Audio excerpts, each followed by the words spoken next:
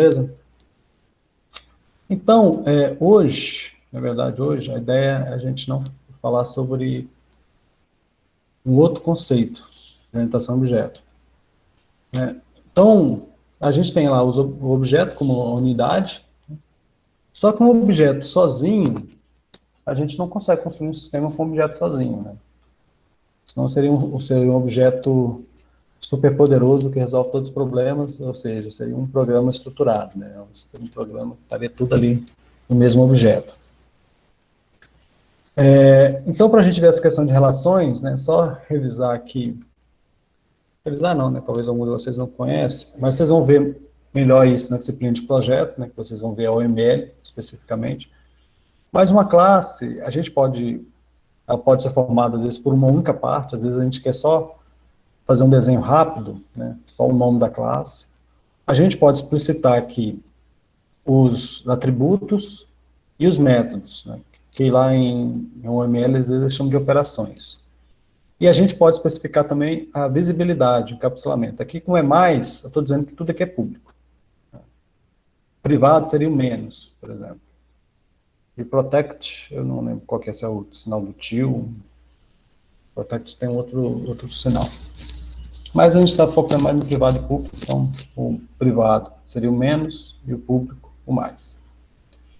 A OML, pessoal, quando ela surgiu, assim, uma das expectativas seria até que a gente programasse só via OML, né? A gente ia poder projetar todo o sistema através do diagrama de classe, então estaria todas as classes ali. Então ela teria que ser formal o suficiente para você apertar um botão e ela gerar o código para você. E os primeiros, que chamavam os primeiros cases, computer, como tem os CADs, né, tinha os de engenharia de software, os cases, né. Os próprios caras que criaram o ML, né, eles criaram uma metodologia, criaram um software racional, e ele fazia isso, né. Mas hoje em dia, me parece, né, me corrijam aí quem está trabalhando, que esses diagramas na prática hoje em dia é utilizado de forma muito mais informal, né, para sentar ali, fazer um rascunho, usar uma tela, um quadro branco, fazer alguns desenhos, do que com uma ferramenta formal para gerar código. É um trabalho muito grande na hora, existe um monte de coisa, ninguém consegue projetar um sistema todinho e pensar em todas as classes naquele momento, né? Então acho muito difícil. Mas aqui é interessante a gente desenhar, fazer alguns modelos para ver se está fazendo sentido aquilo, né? Então, como o programa orientado a objeto é uma coleção de objetos, eles precisam se interagir e comunicar, né? Eles comunicam isso através de mensagens, que são chamados de métodos, né? Então, quando a gente fala de relações em orientação a objeto, a gente pode destacar três tipos de relações. A relação mais básica delas seria a dependência, né? Eu vou já deixar aqui o Eclipse carregando, se a gente precisar dele. Então, a dependência é o tipo de relacionamento mais fraco que tem. O Eclipse passou por cima aqui. A gente pode falar assim, uma classe usa uma outra classe. Então, é essa relação de usa um. Por exemplo, aqui, eu tenho uma janela e aí eu tenho um outro objeto para tratar os eventos. Então, essa janela usa essa outra classe, né, um objeto do tipo window, vai usar um objeto do tipo window close event, mas é específico para fazer alguma operação ali, né? Ele não vai manter essa conexão, né, com esse objeto durante todo o tempo de vida dessa janela, né? Então, essa relação ocorre somente dentro de métodos, né? Então, quando você vai usar. Então, isso aqui Então, é um relacionamento de utilização, né?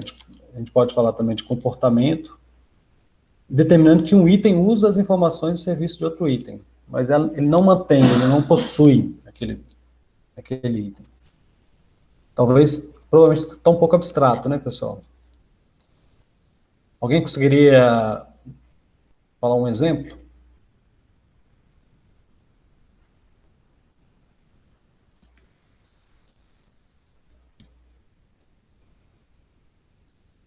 Por exemplo, aqui eu estou usando de forma errada aqui o que eu mostrei para vocês na última aula, aquela questão do deprecated, né? Mas, por exemplo, se eu tenho dentro de uma classe, eu preciso calcular, por exemplo, a data, fazer uma operação de data. E aqui dentro eu instancio um objeto do tipo data, faço uma operação e resolvi o meu problema. Então, na verdade, essa classe ela utiliza, né, ela usa um serviço fornecido por um outro objeto de uma outra classe, por exemplo, date, e aqui eu tenho uma dependência, né? E essa dependência, ela existe de fato, né? Por exemplo, eu não posso deletar essa classe date. Se eu deletar essa classe date, meu programa para de funcionar. Eu preciso dessa classe. Mas eu não estou dizendo, por exemplo, que o person teste aqui possui uma data. Ele não possui uma data. Dentro de um método do person test, eu estou usando um serviço da classe data. Entenderam agora, pessoal? Deu para visualizar melhor?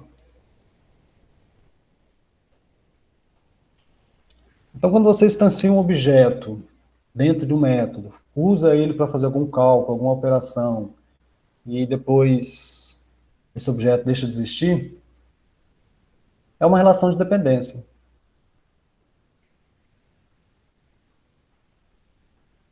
Ele não possui. Então, a gente vai ver o outro caso de associação, né, e aí a gente vai conseguir talvez visualizar melhor essa questão da dependência. Então, a dependência é essa forma mais fraca. Você não possui aquele objeto durante todo o tempo de vida, né? Então, o objeto A, durante todo o tempo de vida dele, ele não mantém uma ligação com o objeto B. Ele apenas, em algum momento, ele cria aquele objeto B, ele passa a existir, eu faço alguma operação, depois eu mato ele. Seria bem isso, por exemplo, em C++, explicitamente fazer o delete, ó. Depois eu deleto ele, não precisa mais dele. Em associações, né, não. Então, é um relacionamento estrutural, né, que a gente pode chamar de dependência de relacionamento comportamental. Então, os objetos de um item estão conectados ao outro item durante todo o tempo de vida, né? Então, aqui é do livro UML Nutshell. Eu gosto muito dessa série também, Nutshell. Então, associações são mais fortes do que dependências e tipicamente indica que uma classe retém um relacionamento para uma outra classe durante todo o período de vida dele, né? Então, a gente tipicamente vai ler como tem um. Então, e aí as associações a gente pode... Quem está vendo em banco de dados, por exemplo, quando vocês criam lá os modelos de entidade de relacionamento, a gente está representando muito parecido, né? Então, só que são dois paradigmas diferentes, né? Então, quando vocês estão modelagem, banco de dados relacional e orientação objeto, são coisas diferentes, né? A forma de vocês implementarem aquilo é diferente, a gente vai ver aqui agora. Mas, aquelas relações que vocês criam lá em banco de dados, elas vão acabar virando associações aqui. Só que às vezes implementado um pouquinho diferente. Quando a gente fala de associações, a gente pode falar de navegabilidade, né? Então, a gente pode usar a seta dizendo, por exemplo, uma janela possui um cursor, né? Mas um cursor não possui uma janela. No dia a dia, a gente nem faz esse xizinho aqui, a gente pode marcar só com uma seta, usando, quando a gente usa principalmente a UML de modo informal, né?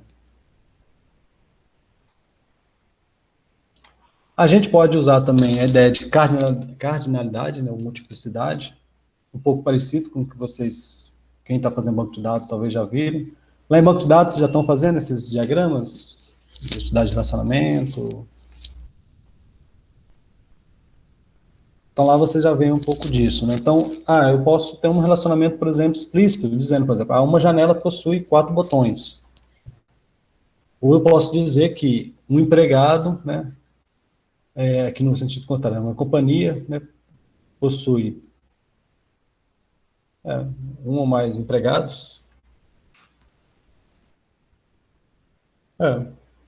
Uma companhia tem que ter pelo menos um empregado, né? Uma companhia sem nenhum empregado seria estranho.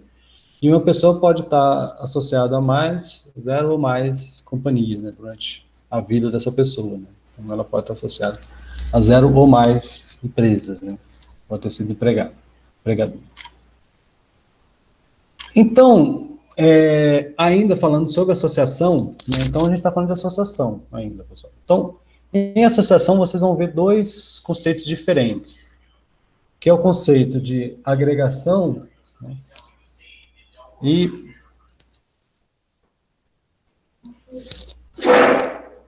o conceito de agregação e composição.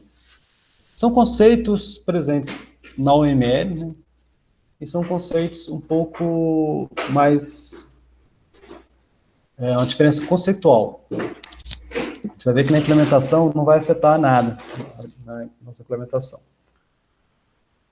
Então, as agregações também, né, tem né, mas a gente pode falar que, por exemplo, uma janela possui um retângulo, né, então a informação de tamanho, posição, está nessa outra classe, retângulo, mas pode fazer sentido para mim eu ter uma classe retângulo sem estar associada a nenhuma janela.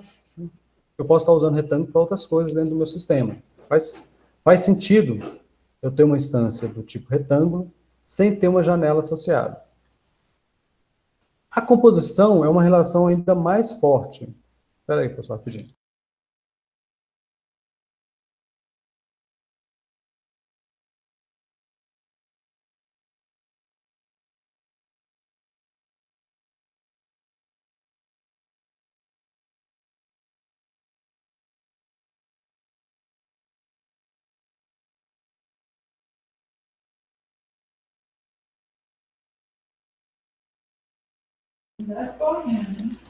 Então, pessoal, a composição ela representa essa relação mais forte ainda, né, entre as classes. No sentido que não faz sentido, por exemplo, você ter aqui, nesse exemplo, um title bar sem um window. Então, isso chama-se de relacionamento todo-parte. As partes não existem sem um todo. Então, o tempo de vida das instâncias é envolvido nessa relação, né? Então, lá em banco de dados, vocês veem algo parecido com isso, pessoal? Essa questão de restrição. Lá no banco de dados, tem muitas situações que tem restrições lá, por exemplo. A gente não pode apagar, por exemplo, um exemplo clássico que a gente vai usar aqui. A ideia de, por exemplo, pedido e item de pedido. Se você apaga um pedido, por exemplo, você tem que apagar todos os itens de pedido. Você não pode ter itens de pedidos sem estar associado a um pedido. Você tem que ter essa restrição. Eles não podem existir isolada. Qual o pedido que esse item pertence? Não existe. Alguém apagou.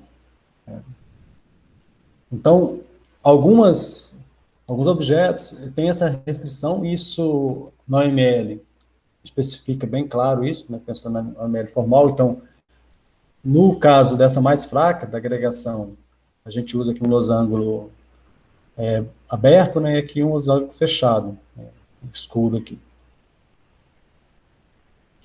Então, o item de pedido ele não pode existir sem um pedido associado. Como para existir um capítulo de livro, precisa ter um livro, né? Então, a gente não pode ter um capítulo de livro sem estar associado a um livro. Conseguiram entender a diferença entre a composição e a agregação? Então, a composição e a agregação são tipos de associação. Tudo bem, pessoal? Entenderam?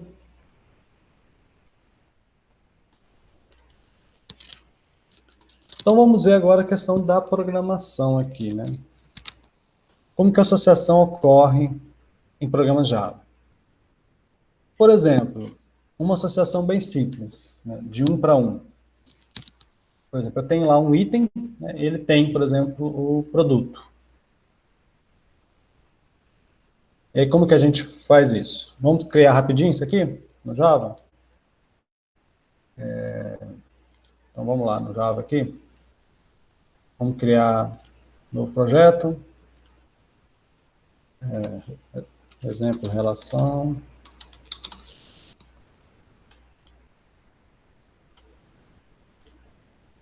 Tem aqui, qual é item e produto, né? New class item.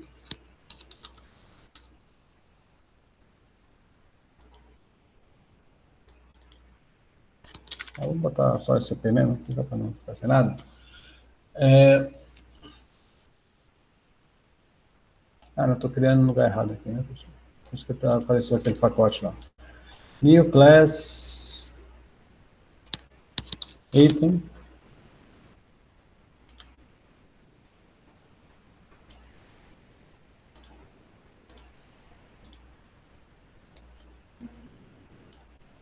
E eu tenho o produto, né? New class produto.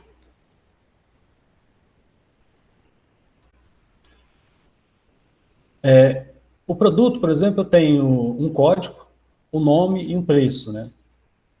Então, produto eu tenho um código. Então, private int código, private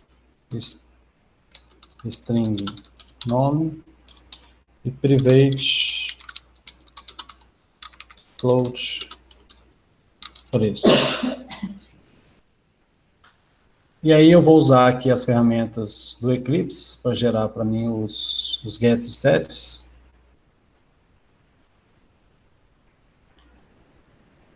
E vou usar também a ferramenta do Eclipse para gerar para mim também o construtor, né, usando os atributos aqui.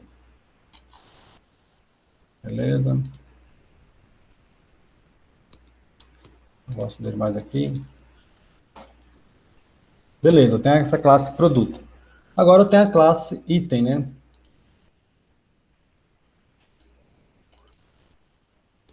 A classe item, o que ela tem? Ela tem um código. Código. Ela tem a quantidade, então eu vou comprar um determinado, sei lá, comprar 3 mouses. Então eu vou colocar lá a quantidade 3 do produto mouse, por exemplo. Então eu tenho o código, tenho a quantidade. E eu tenho esse valor. Eu não sei se esse valor deveria estar aqui, né? Acho que esse valor não deveria estar aqui. Vou tirar ele depois. Eu preciso dessas duas informações. O valor vai ser calculado, né? E esses caras aqui são privates. E aqui eu tenho... né? E aqui eu tenho um método chamado calcula valor. Professor, o float lá, o valor não é de cada item separado? Como é que é? O valor ali? O valor aí é cada item. Aí ele calcula o valor utilizando a quantidade, não é isso? Isso. Por isso que eu acho que ele não precisa estar Não, lá mas com o atributo. Diga. tá. Porque eu acho que talvez o método calcula valor, né, podia estar retornando isso para a gente. Então, aqui, né, está reclamando ainda? Está reclamando aqui? Deixa eu ver mais programar.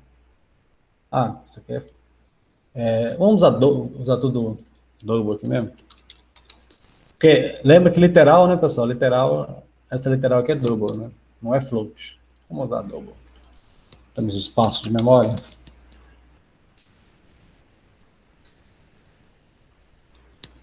Double. Aqui o Java, ele nem converte float para double, né? Explicitamente. Teria que fazer o cast lá para fazer essa operação. Isso que é uma das características que fala que a linguagem é mais fortemente tipada do que outra, né? Mas, por exemplo, como é que eu faço para calcular o valor, né? Então, eu preciso representar essa relação aqui, né? Um item tem um produto. Como que eu represento essa relação, um item possui um produto aqui? No Java aqui, como é que eu faço aqui, pessoal?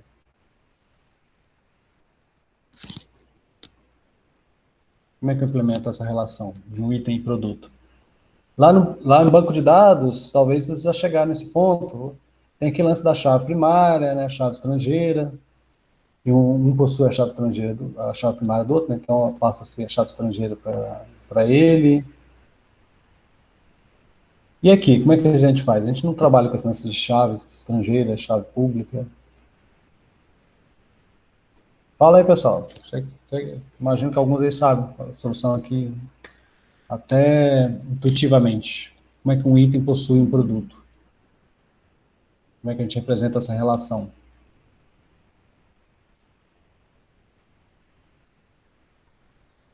Alô? Vocês estão aí ainda?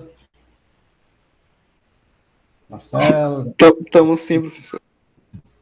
Como é que a gente faz isso? Intuitivamente, como é que vocês fariam isso?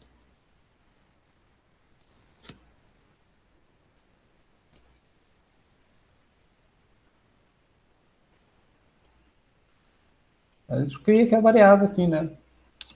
Como ele tem apenas uma instância, ele possui apenas uma única instância, eu crio aqui a instância, private, produto.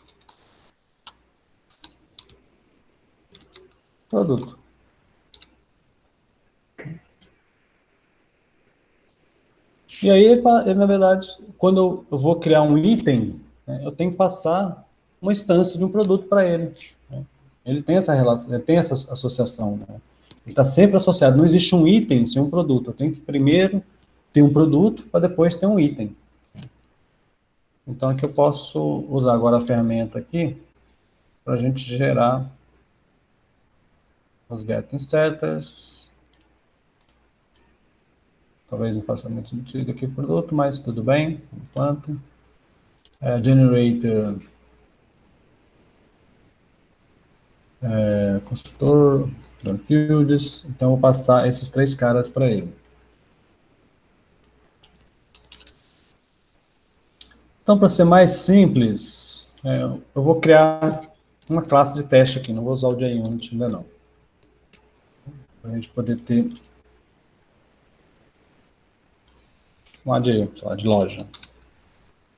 E aqui eu já vou ter a void main. Então, eu preciso, primeiro, ter um produto P, igual new produto. Aí, esse meu produto aqui, observe que aqui, pessoal, por exemplo, vamos ver aqui questão de modelagem aqui. Eu botei essas informações, código, nome e preço. O que mais um produto poderia ter, né, que seria tão importante aqui?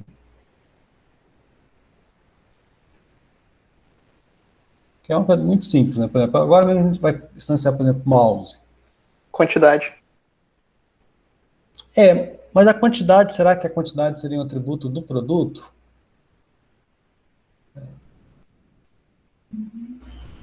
Ou a gente talvez teria uma outra coisa aí, né? Porque a quantidade está pensando na quantidade lá que eu tenho lá daquele produto na minha loja, né? Ou seja, no meu estoque, né? Talvez essa quantidade teria que estar em outro lugar, porque vai ser um... Se a gente pensar na tabela, por exemplo, no banco de dados, provavelmente esse cara vai ser uma outra entidade. Né? E você vai estar atualizando essa quantidade do estoque lá. Você pode, por exemplo, eu posso ter no meu banco de dados um produto X, né? Ele tem todas as informações, só que você fala, eu não estou tendo ele ainda, não chegou, né? Mas é um produto que eu vendo, mas é um produto que na hora eu não tenho no estoque. O pessoal gosta de brincar, né? Tem, mas acabou. Né? Mas, por exemplo, talvez a marca, né? Fosse uma informação importante, o modelo, né? São coisas que talvez poderia estar aqui nessa modelagem aqui. Mas nossa modelagem é uma coisa mais simples.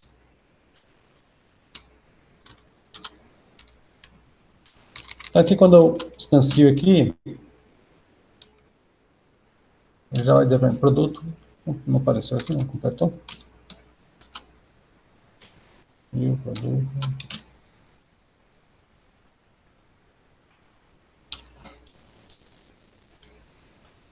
Código, nome e o preço, né?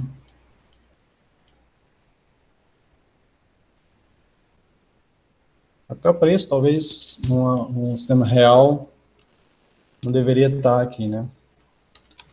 Os preços subindo igual. Então, o preço dele, sei lá, R$ 45.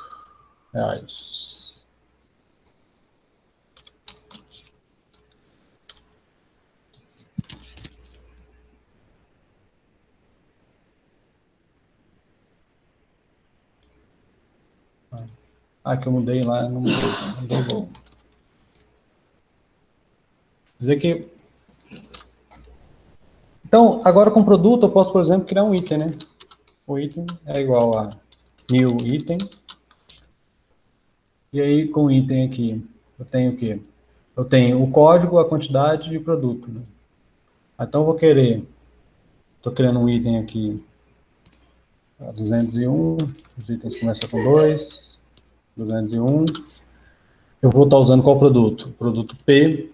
E qual a quantidade? Sei lá, 3 móveis.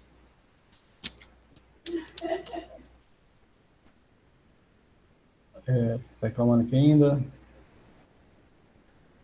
A ordem está errada? Está errada, né? Quantidade depois do produto.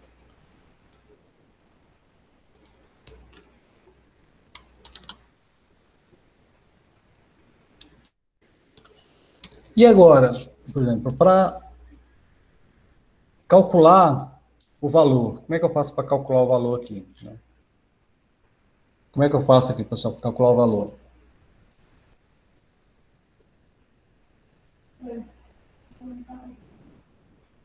Fornecedor. Aí, Gabriel. São informações que poderiam estar associadas ao produto, né? Pelo menos dizendo quem que é o fornecedor. Ou os fornecedores, né? Então, para calcular aqui, como é que eu faço, pessoal? Só para... Eu sei que vocês sabem, só para poder interagir um pouco aí. Então, calcula o valor, como é que a gente faz para calcular o valor aqui? Então, esse valor aqui é o valor do item, né? Não é o valor do produto, é o valor do item. Como é que eu faço, pessoal? Alô? Já tomaram café? Isso, que entra a quantidade com preço, né? Então, eu vou retornar a quantidade, né? Quantidade, que é do próprio item, né? Vezes o preço, ponto, get. O preço é um produto, né? O produto, ponto, get, preço. Então, esse é o meu valor total. Então, agora eu posso vir aqui,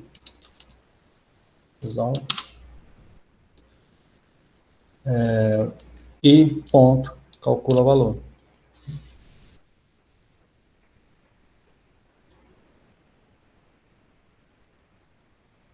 Então, deu 135, né?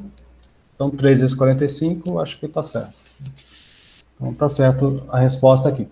Então, observe, pessoal, que aqui, né, aqui em sala de aula, a gente está fazendo dessa maneira aqui, está criando essa loja para a gente ver mais explícito isso, né, de forma mais simples. Mas isso é teste, né? A gente está fazendo um teste, a gente jogou um valor e estamos vendo se o valor esperado está certo.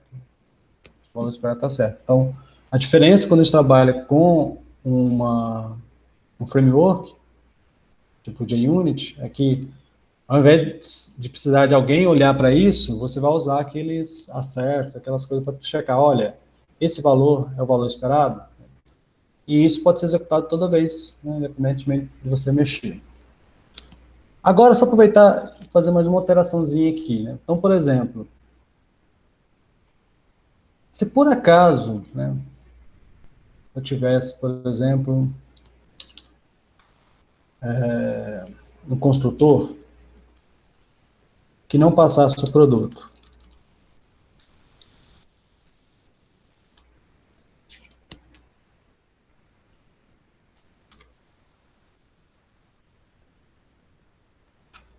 Depois falo sobre esse seu pergunta. Então, eu não vou passar o produto.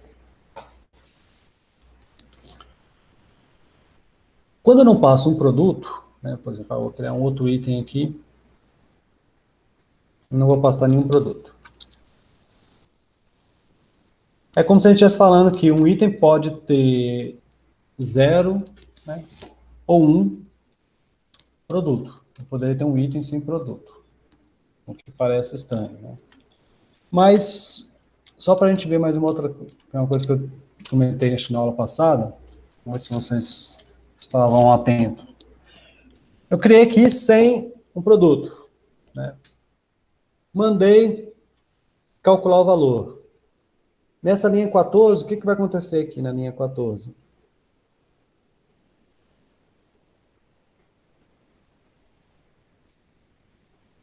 que vai acontecer aqui na linha 14, pessoal?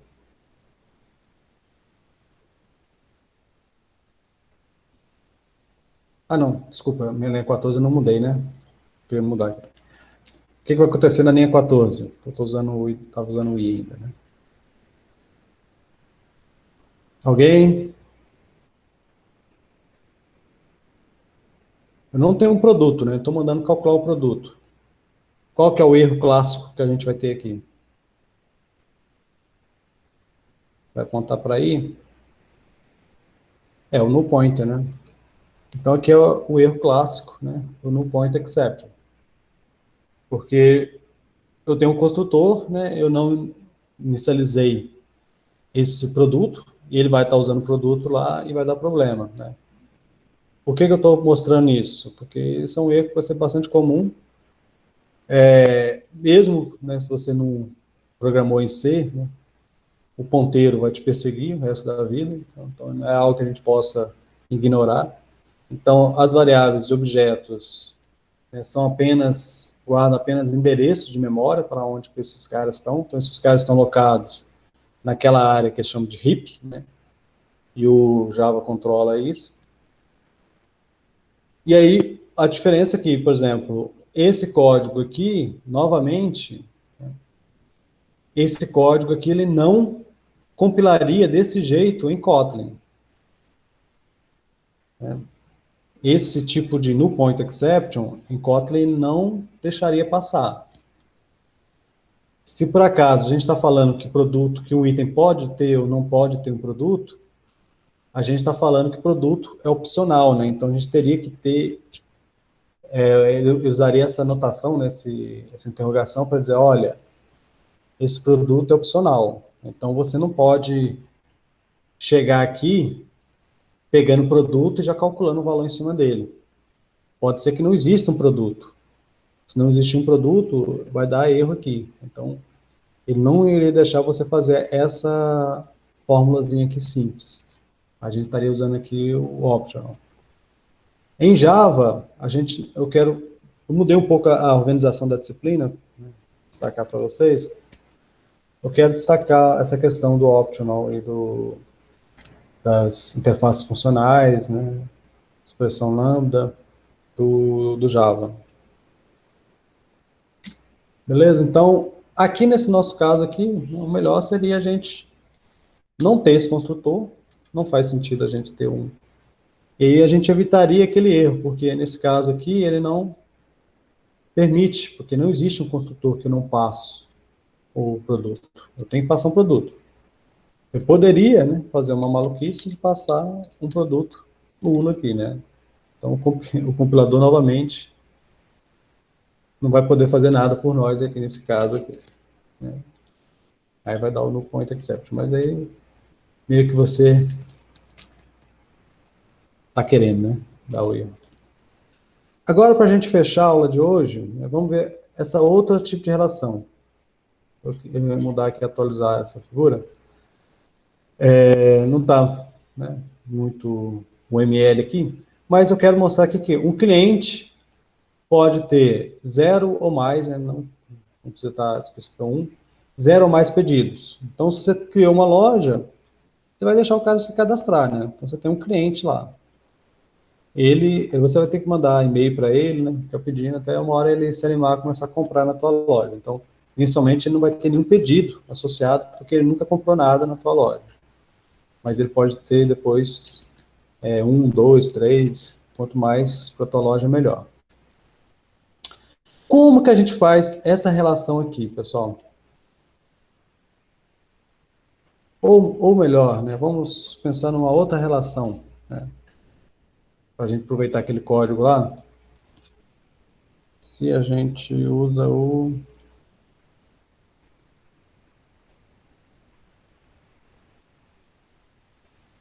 aproveitar aqui. O Porque, além do cliente para pedido, existe uma outra relação, né? De pedido para item de pedido.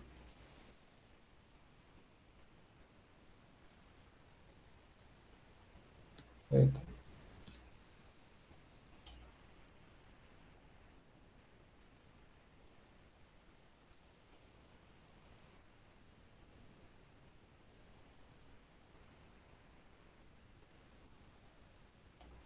Está dando um problema aqui no... Alô?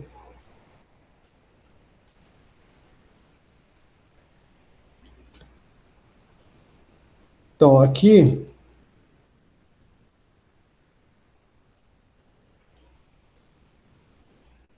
Eita. Fechei aqui, peraí. Não tá aqui. Então, no item aqui não tem o valor, né? O valor é calculado. E esse void aqui, ele retorna... Botei float, vou botar float aqui também. Porque tem linguagem, por exemplo, que não distingue, né? Float double. O float é sempre o double. Eu posso ter outra coisa, eu posso ter o pedido, né?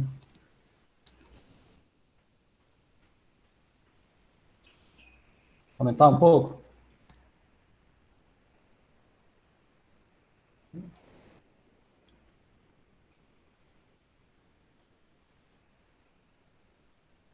Está melhor, né? Eu posso ter, por exemplo, e aí acho que a ordem aqui deveria ser inversa.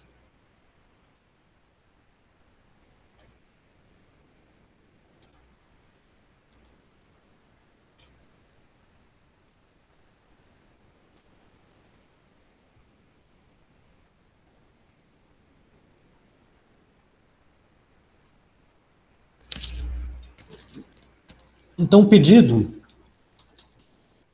né? O pedido tem um código, né? E um pedido pode ter, possui 0 ou mais itens, né? Então, aqui tem até, nesse esquema aqui, ele tem as relações, né? Por exemplo, relação de agregação, de composição, né? Então, a relação de pedido e item é uma composição, né?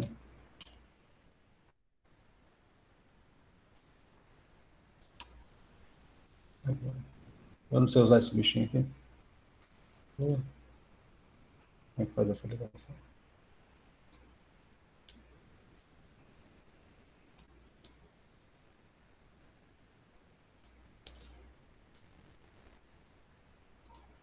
Uma coisa assim. Mas essa seta aqui tá estranha, tá parecendo uma herança. Mas vamos ler aqui, né? Então, um pedido, né, tem um código também. Eu posso ter um método de calcular o valor, né? Então, eu vou calcular o valor total, né? Eu vou, para diferenciar aqui, vou chamar de valor total. O item, né, a gente poderia chamar de subtotal, né? Que é aquele que aparece na notinha, né, de recibo. Você tem, então, tem um subtotais e tem um valor total, que seria todos esses itens aqui. Então, como é que eu vou implementar agora essa relação de pedido e item, né? Eu vou criar aqui já o pedido. Criar uma nova classe chamada pedido. Essa classe, ela tem um código. Então, o pedido também tem um código. Private. E ela tem um cálculo aqui, que é public void não, né? Double valor total.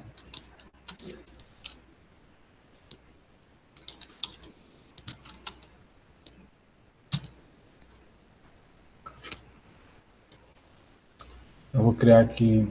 A gente fica preguiçoso, né, pessoal? Para criar um get setter só disso aqui é meio preguiça, né? Mas vou argumentar que é para a gente ganhar tempo aqui.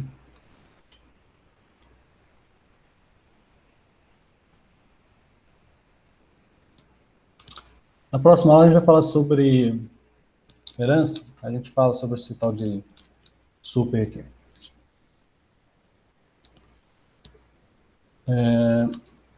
Beleza, então tem a classe pedido, né? Só que tem essa relação aqui, né, de pedido e item, né? O pedido pode ter aí 0 ou mais itens. Não, desculpa, o pedido tem que ter pelo menos um item, né? Então a relação correta seria: o pedido pode ter um ou mais itens. Não posso ter um pedido sem nenhum item, né? Como é que eu implemento isso aqui? Como é que eu implemento essa relação, pessoal, de um ou mais? Se fosse apenas um, né, por exemplo, o pedido tem apenas um item. A gente viu que a gente poderia criar aqui private. Item, item. É uma relação aqui. Mas é 0, é um ou mais, né? Como é que eu faço? Vamos imaginar de 0 ou mais. No nível de programação aqui, a gente faz via programação o teste depois. Como é que eu faço para fazer essa relação aqui? Um pedido pode ter 0 ou mais itens. A gente pode... Mas eu não estou preocupado muito com essa questão do 1, não. Se é 1, vamos imaginar que eu podia criar um pedido sem itens. Então, o pedido pode ter 0 ou mais itens. Como é que a gente implementa isso aqui? Porque uma variável item, ela só pode armazenar um item, né? Mas um pedido pode estar associado a mais de um item. Como é que eu posso fazer isso?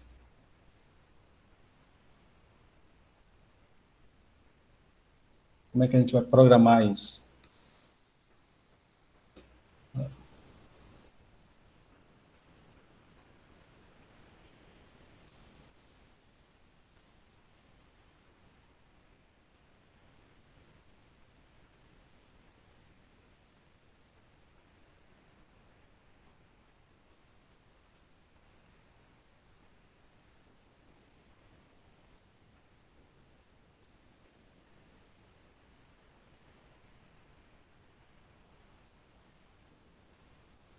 Isso. Então, não tem muito o que fazer, né? Eu tenho que ter uma lista, né? Uma coleção, né? Preciso ter uma coleção. Eu preciso armazenar vários valores, né, associados. Então, em programação, né, lá você cria toda uma tabela para fazer essa relação, né, entre esses caras, lá no modelo entidade de relacionamento. Mas aqui, no modelo relacional, né, mas aqui em orientação objeto, a gente precisa ter uma lista, né, não tem muito o que fazer. Então, ao invés de ter um item, eu vou ter aqui itens, né? E esse item vai ser de que tipo? Aí a gente vai precisar, eu vou depois destacar isso, né, em outra aula, falar sobre as coleções, né, e sobre genéricos. Hoje em dia, né, há um tempo atrás vocês podem achar códigos usando o vetor ou array, né, mas hoje provavelmente vai se usar as coleções, né, esse framework. E aqui como é que a gente cria? A gente fala, olha, eu tenho uma lista, item, né, do tipo... E aí a gente está usando aqui generic. Eu vou explicar o que são generics. Generics, a gente vai ver que é um tipo de polimorfismo, um polimorfismo paramétrico. Aqui, entenda, leia como, é uma lista que todos os seus elementos, todos os seus valores, é do tipo item. Ok? Só que eu preciso de importar, né, esse tipo de dado list. E aí existe esse tipo de dado list nesse pacote, a WT, e no util, né? O que eu quero é o do util. O AWT é a parte gráfica.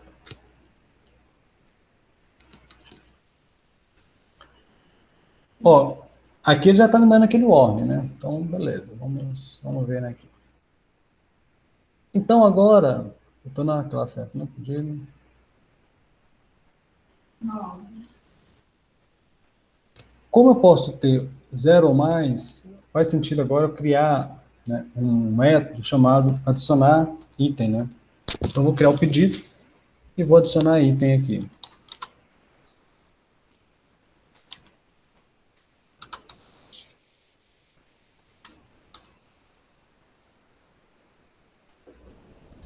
Como é que eu faço para adicionar item? Itens.add item. Então, eu vou adicionando item, não, item, né? Que eu chamei de, vamos chamar de item mesmo aqui, porque eu acho. Item pode significar iterator, né?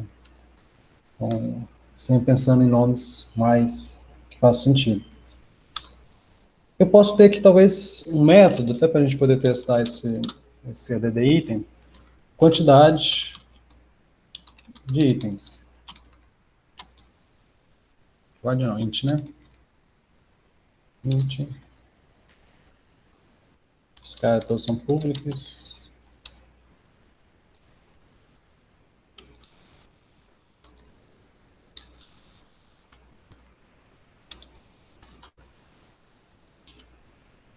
Não pode.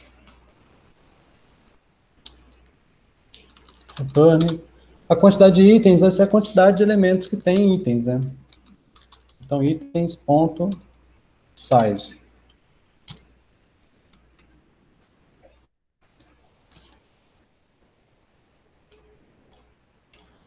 Vamos testar aqui?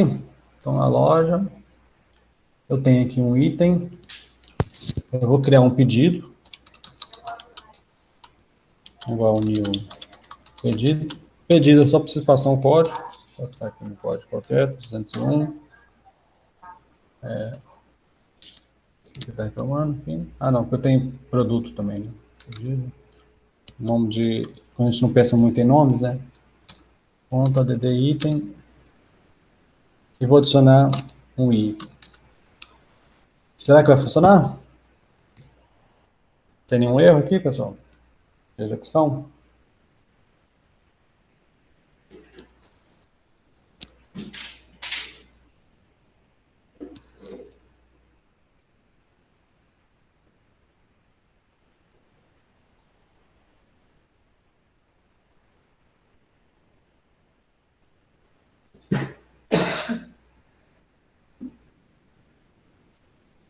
Repete, não tem valor? Como assim? O pedido não tem valor? Não entendi isso.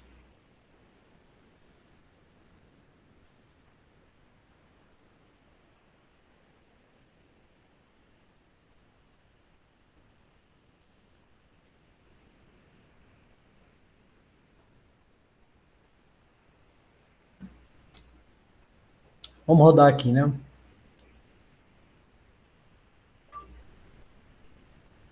Novamente, deu o clássico no point exception. Por que que deu no point exception aqui, pessoal? Quem sabe? Por que que deu no point exception aqui? Então, na hora que eu executo esse add item, está dando no point exception. No point exception é terrível, porque acontece em tempo de execução, né?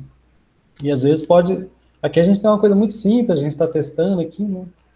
Mas se você tem um sistema muito grande e você não está usando JUnit, não está com teste de unidade nem nada, pode ser que tenha erros de exceção no point exception em pontos que vocês não testaram. Em sequências, né, de execuções que não deu certo ainda.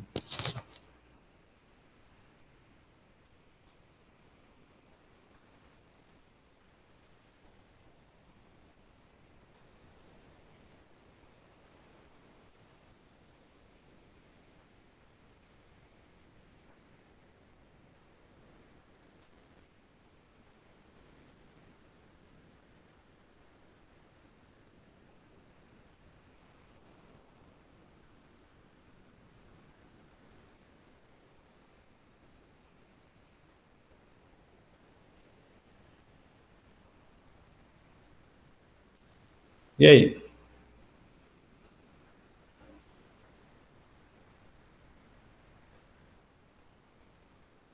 É, mas aqui o pedido, o problema não está em pedido, né? Assim, eu só coloquei um atributo para pedido, código, né? Aqui, pessoal, qual é o problema? Quando eu declaro esse itens, qual que é o valor de itens?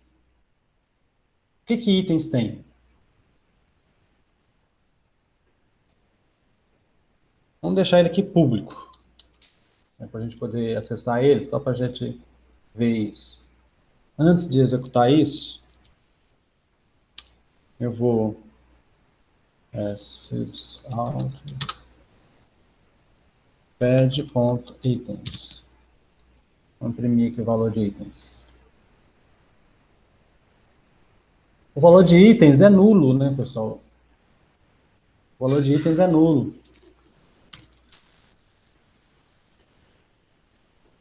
Essa declaração aqui só está dizendo, olha, eu tenho uma variável do tipo listItem, mas ela não está apontando para área nenhuma de memória. Então a gente tem que sempre lembrar disso, né? Não é diferente de C, que é ponteiro. Então esse cara é um ponteiro, ele está apontando para quem? Eu não aloquei, eu não inicializei nenhum valor aqui. E eu preciso inicializar. Eu vou inicializar aqui no construtor mesmo.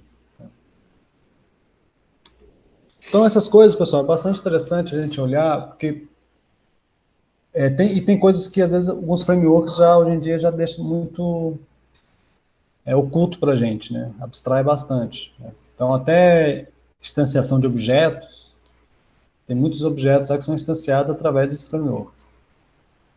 Então como é que eu vou instanciar? Eu vou dar um new, vou tentar dar aqui um new list item. Né? Vamos ver o que vai dar aqui. Ele está dando um erro aqui. The type, eu não posso instanciar o tipo listItem. Alguém aqui sabe por quê? Alguém que já viu Java em algum momento? Por que eu não posso instanciar o tipo list? O que é o list, será?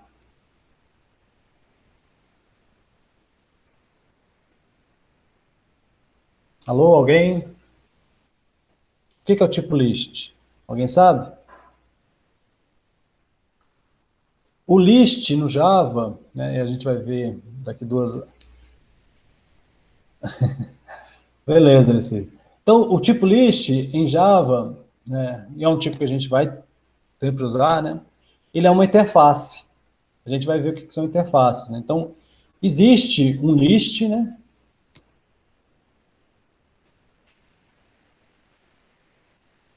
Existe os elementos, né? Tipo isso.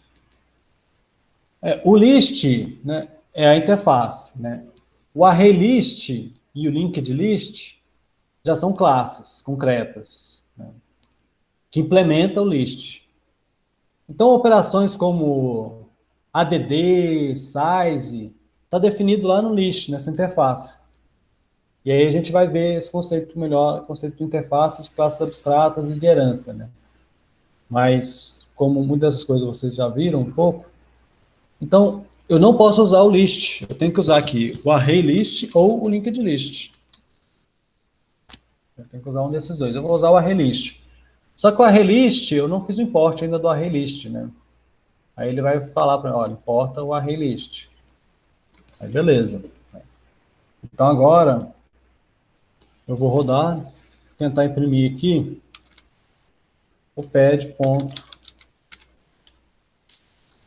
quantidade de itens.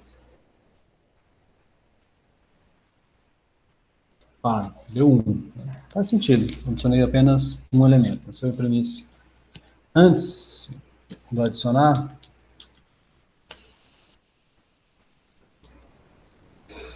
zero. E o efeito de adicionar item, agora eu tenho um item lá dentro. Beleza? Então eu estou usando aqui um ArrayList. Ok? Para a gente fechar,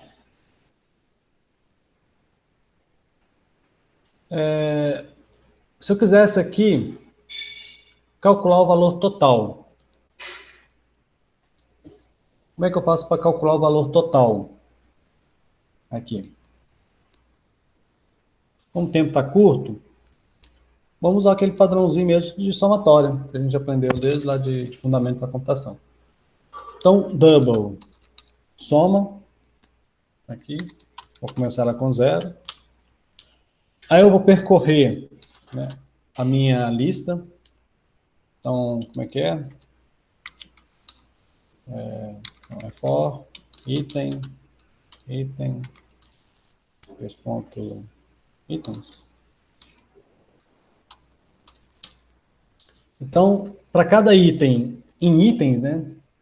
Lembrando lá do... Só que, diferentemente do Python, aqui eu tenho que definir o tipo, né? Eu acho que ele ainda não tem um var. Eu tô com o Python, eu acho que com Java 8 também, né? Eu não sei se no Java mais recente a gente não precisa colocar o tipo, mas estou com Java 8 aqui. Então, para cada item de itens, o que eu vou fazer? Eu vou, soma é igual ao valor que soma tem, mais item ponto calcula valor.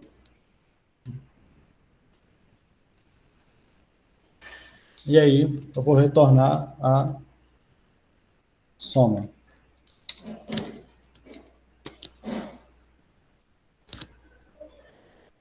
Agora eu vou vir aqui. Nesse caso, o valor total vai ser igual ao calcula valor, né? Porque eu tenho um produto lá, né?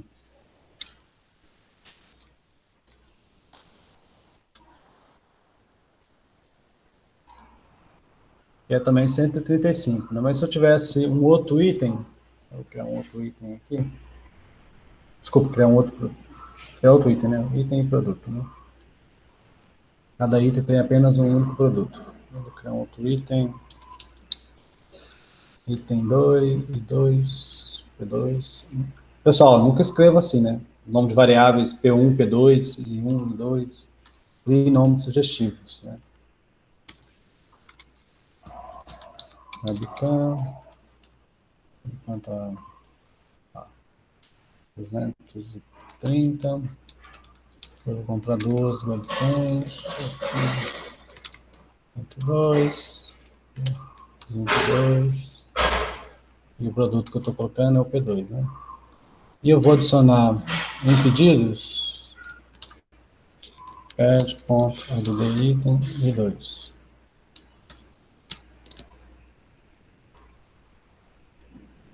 Então o valor total é 595, né? Que era 135 mais 460 aqui, né? Então 595.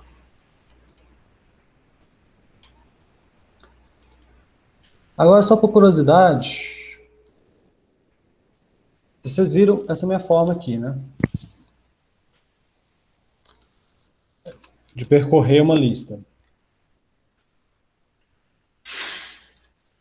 Alguém vindo de C e que não estudou Java lá, ele poderia fazer como ele está sempre acostumado. Igual a zero e menor do que. Aí ele sabe que tem o tamanho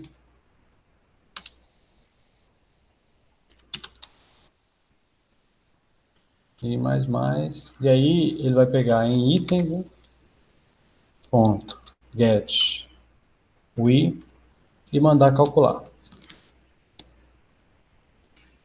Entenderam aqui, pessoal? Então, eu estou usando o for aqui, estou percorrendo, enquanto for menor aqui, itens.size, e aí eu estou, infelizmente, aqui no Java não é igual ao Python, né? Então, essa lista é explicitamente uma outra classe, né? Então, eu não consigo usar, por exemplo, igual no Python que eu consigo usar a notação aqui, por exemplo, botar aqui, eu vou ter que usar o método get. Ele não é um array, não é nativo da linguagem. Faz parte de uma biblioteca padrão, né? Uma biblioteca que faz parte do pacote do Java, da plataforma Java, mas é um método, tem que usar através de método. Então, isso é uma coisa que no Python é muito legal, né? Você usa listas, strings, tudo da mesma maneira, né? Beleza, lá deu 595. Só que, pessoal, a gente vai falar sobre isso depois, coleções. Será que esse código aqui tem diferença para esse código aqui? Questão de eficiência.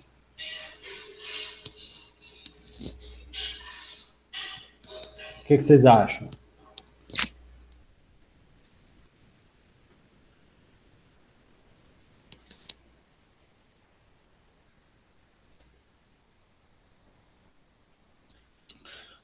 Só para adiantar, aqui a gente está usando um padrão de projeto, o Iterator.